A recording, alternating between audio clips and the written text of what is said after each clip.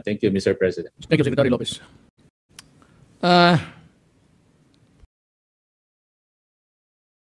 Nitong gusto kasi nila, analysis hanggang mag-paralysis.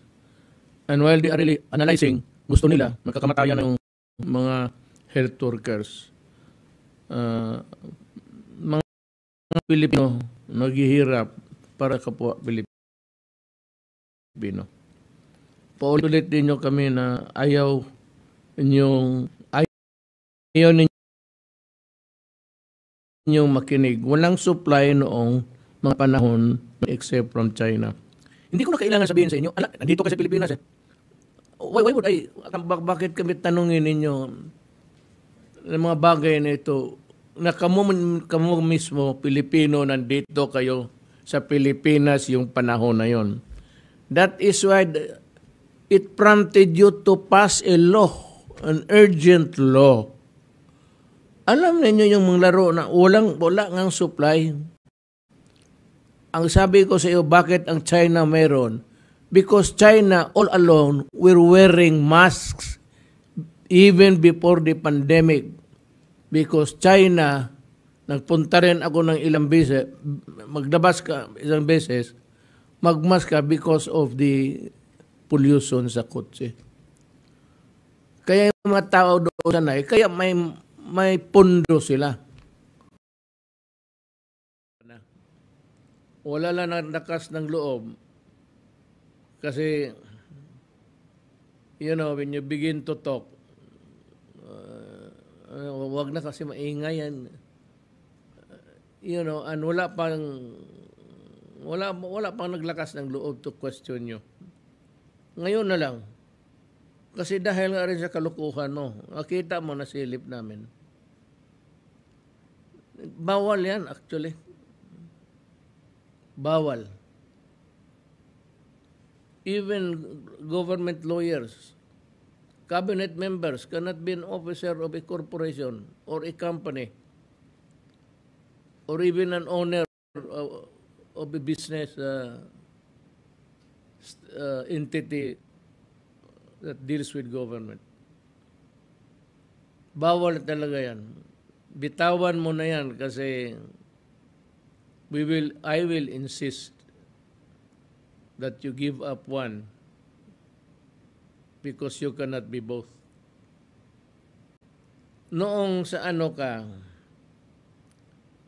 hindi ka pa sa Congress, nang ka doon sa whatever chairman ka o ikaw yung top honcho sa COA, may doon, may anomalya. It is important to know for people the difference between COA observation and COA disallowance. Yung nasa Subic Bay Authority ka, may mga transactions doon na disallowed. Hindi COA observation to. Yung COA observation, yan mga audit, yung mga they point out to you the deficiencies, inadequacies and all. But itong disallowance is sort of a final imprimatur of the COA and means the closure of the audit. Kasi kung sabi ng COA, disallowed yung pera na kuha mo, ibabalik mo. Noon pa sa Subic ka pa. Ang disallowance na katulad ng 140 million disallowance is SBMA na panahon mo, which includes 86 plus million ang iyo doong nakuha sa 140 million na iyong nakuha personally at may judgment na yon at kailangan ibalik mo sa gobyerno ang pera. May disallowance. Ibig sabihin yung sinabi mo na ito, ginastos ko ganon. Hindi naniwala ang COA. Sinabi ng COA, kinuha mo yung pera mo personally. So isauli mo noong nasa Subic ka pa. Senador ka na lang for the longest time. Hanggang ngayon, hindi mo na sauli yung pera. So I would like to inquire from the ombudsman if there is a case filed against you because lahat na disallow and the money was not returned, the money was not used in the right way, it reduces into something like a personal liability mo. So bakit hindi mo pa nabayaran ito? Question ka ng question dito sa Red Cross. Hindi ako nagalit na yung parmalin, luglugin mo ng liignan. Ang ayaw ko yung pabalik-balik yung taga-gobyerno. How many times already that you have called them and it's just the same. It's a merry-go-round questioning. Is it fair? It is not. It is good. It is not. Was there something wrong? Sabi ng COA, no less than COA chairman said that there's no corruption and there is no damage to the government in terms of monetary disbursements. So, kindly settle or not, I will personally see to it that a case will be filed against you. Hindi yung lahat na demanda na disallow.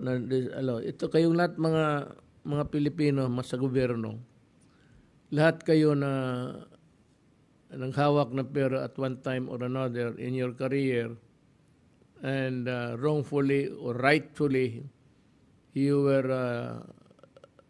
placed in the status of a person whose disbursement was disallowed. Then you better take note of pagka dinimanda kayo, sabihin ninyo, I will only, you go to court and say, I will only go to trial if Gordon is also included in today's calendar for a criminal. That's, alam mo ang labas itong, nawala itong 86 million mo. Alam mo kung anong labas niyan? It's malversation. The crime is malversation. Ibig sabihin, ginastos mo, binulsa mo yung pera. Kaya ako, kung ako ang mademanda dyan, sabi ko, bakit ako? Sabihin ko sa korte, bakit ako unahin? Unahin mo yung kay Gordon, noon pa yan. The people have the right to know kung ano klaseng pagkatao ka. Sabi mo ayaw mo nang tumakbo, mas lalo na. Maybe you wanted a soft landing sa mga sabi mo kaming mga chief politicians from the province, kami yung maghabol kasi yung mga expensive na mga senador walang ginawa, takot naman sa iyo. At tinatakot ako ni, bakit kita takot? Totoo ba hinamon ako ng suntukan? Sus Maria Josep. Hindi ka nga siguro makiikot ng one round. You're getting to be preposterous. Sabihin mo, cheap. Well, ako naman na nasabi ko, you are a person who milk government and the Red Cross both. Because you sign for the Red Cross, you sign for government. Ano klase ka? Even if it is just whatever appropriation. If you are there in the Senate, then you are also part of the game of appropriating the money.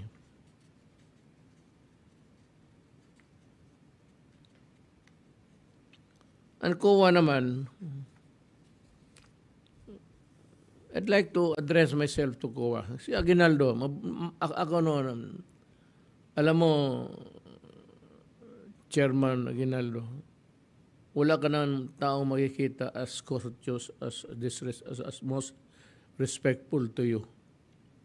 Nung pinakilala mo ako, magsalita mo ako, magbaw-baw pa ako. Noon, alam mo, pero pagka you trigger something in me, pati ikaw tanungin ko, anong ginawa mo sa kaso ni Gordon? Have you filed a case against him? Or have you initiated a case against him? Or did you report this matter to the ombudsman? Kasi pag hindi, kasali talaga tayong lahat dito. That is, why? Because he's a senator? O nabayaran kayo lahat dyan? Tell me.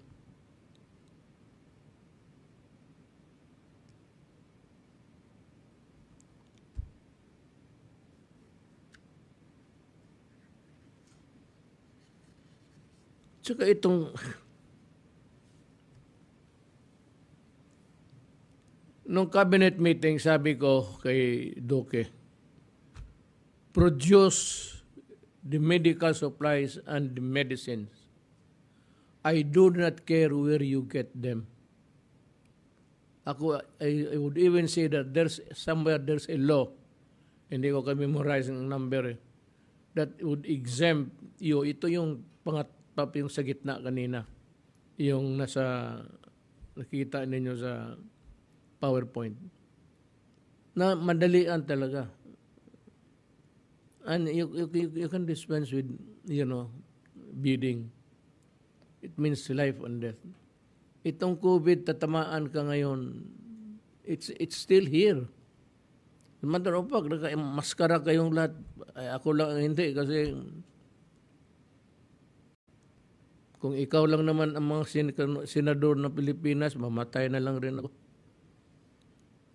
What is the use of living if you have a senator who would lie here and tell the truth here, and totoo ito o mali itong sinasabi, ang labas niyan, walang sinasabi. Eroplano. Question ninyo, bakit ginamit ang C-130 pagkuha ng medical supplies? I think it was Xiamen. How many trips did it take the Air Force to do that? Well, it was my order. Sabi ko nga, use any means you want. Deliver it by land, water, or air. It's a recorded meeting. You can look at it. Ako ang may utos noon. Kasi gusto kong madalian.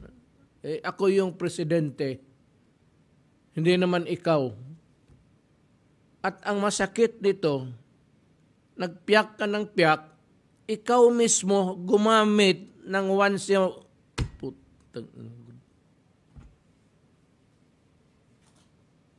kino-question mo yan sila. Ikaw mismo gumamit ng C-130 for your supplies under the guise of what? Red Cross. Which is more important? The health of the Red Cross or the health of the people? Ako ang may utos noon. Ito sa At ikaw ang nakita ko sa records, gumamit ka rin. Napaka-hipokrito ka. You're a liar. You're a liar beyond compare.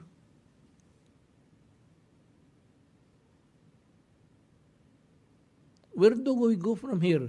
We lie to each other. Kaya sabi ko, this government is headed for trouble. Pabalik na pabalik mo, sigaw ng sigawan mo. Sabihin ko, tumindig ka na, huwag ka magpamura dyan sa mga pabalik ka sa mga. Sabihin mo, tangina ninyo, niluloko ninyo ako. Sinagot ko yan kanina ilang beses. Kailan ko pa ba sagutin yan uli? Either bingi kayo or gusto talaga ninyo ng gulo. Kung gusto ninyo ng gulo, titindig ako. Huliin ninyo ako. Tapos tawagan mo ako. Kunin kita. Hindi ako magdala ng sundalo. Ako lang. Kunin kita. Pag hindi nila ibigay, bahala na kung anong gawin nila sa atin. Basta kunin kita. Ngayon, pagpunta ko, ayaw mo talaga. Nabugbog pa ako. Uwi ako sa aking bahay. Pagbalik ko, iba na ang istorya niyan. May problema na tayo, hindi na sa COVID. May problema na tayo sa bayan natin. Gets mo? Naintindihan ninyo yan?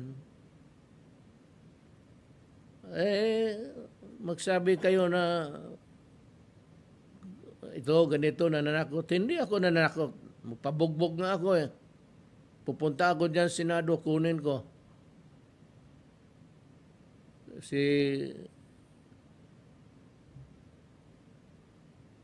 Secretary Anyo o si Secretary Lorizana. Sige, yan ang sigaw-sigawan ninyo. Kunin ko yan sila. Magpabugbog kami tatlo, pero pagbalik namin, problema ka na. Yan ang gusto ninyo.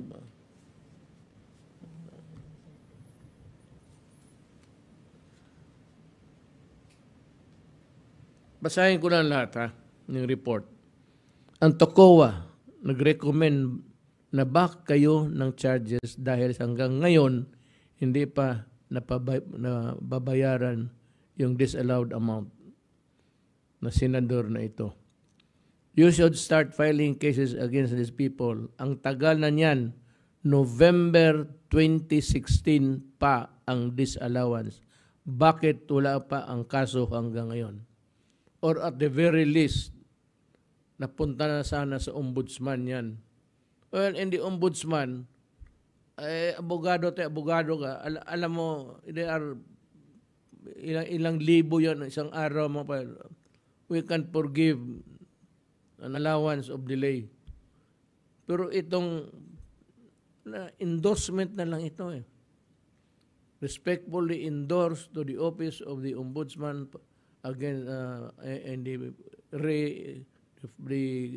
result of the audit conducted for your appropriate action. Naimbestigahan ng ombudsman yan. Wala akong nakita.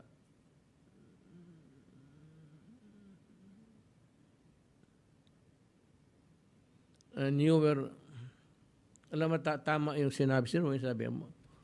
Who was it? It's Bebot Belio. Alam mo, I'd like to discuss something with you. There is the Constitution, which is the Bible of the nation. Yung pinakasagrado. In that document, sacred document, there is what we call a due process of the law. Magtanong kayo, ayaw magsagot yung tao, tapos sabihin ng tao, kung makulong siya o takot siya kay baka magkamali siya ng sagot, because he is not a lawyer, he is not trained to analyze immediately the questions propounded to them. Tapos mumurahin ninyo, wala naman, they are not respondents. As a matter of fact, they are termed as a resource person. Tapos tatakutin nyo ng preso. How sure are you na yung sagot niya tama ang inyong question ang mali? Tapos kukulungin mo. That's a violation of the constitutional right of a person. Yung contempt na is a very malaking question mark yan. Kaya sinabi ko dyan sa mga cabinet member, lalo na yung mga military noon nakita ako. Hindi ito sa panahon na ito. Totoo. Yung sigaw-sigawan, pahirapan. Sabi ko, you are a soldier. Defend your honor and dignity. If you are shouted at, you shout back and say, I am here to tell the truth. Hindi ako pumunta dito para babuyin ninyo. Tapos, tindig. Kung hulihin ka ng sergeant at arms, isa lang man yung buang na yan. Wala yan siyang... Ngayon, bang kinuha kita, hindi ako magpunta na hindi ako magdala. Hindi ako magdala, bakit toothpick? Kunin ko. Sirahan ninyo. Well, pipilitin ko. Mamasuhin ko yung gate ninyo. Mabarilin ninyo ako, sa ulo na lang, sabihin mo yung gwardiya ninyo. Kasi pagbalik ko, ang dala ko, hindi na toothpick. Iba na. Magrespetuhan. It's about time that you guys know how to respect people. Kayong mga nakikinig na Pilipino na dumaan lahat sa Senado, you remember the way you were treated. And when you vote, isipin yung mabuti kung paano kayo, how you were maltreated and dishonored. Kasi pag tinawag ninyo yan, kasi ayaw ko yung ganon. Kasi nakadikit na kaagad yan. May congressional hearing. Kurakot na naman yan. So paglabas ng isang opisyal, that's the reason why alam mo, hindi ko tinanggap yung resignation ni Duque. Gusto niya naman mag-resign. Ako ang ayaw. Ilang beses ko na yan sinasabi, look, I am not accepting. Ginanong ko talaga. Look, Secretary Duque, I am not accepting your resignation. Kasi sabi ko, paglabas mo ng investigasyon na yan, unless you are cleared,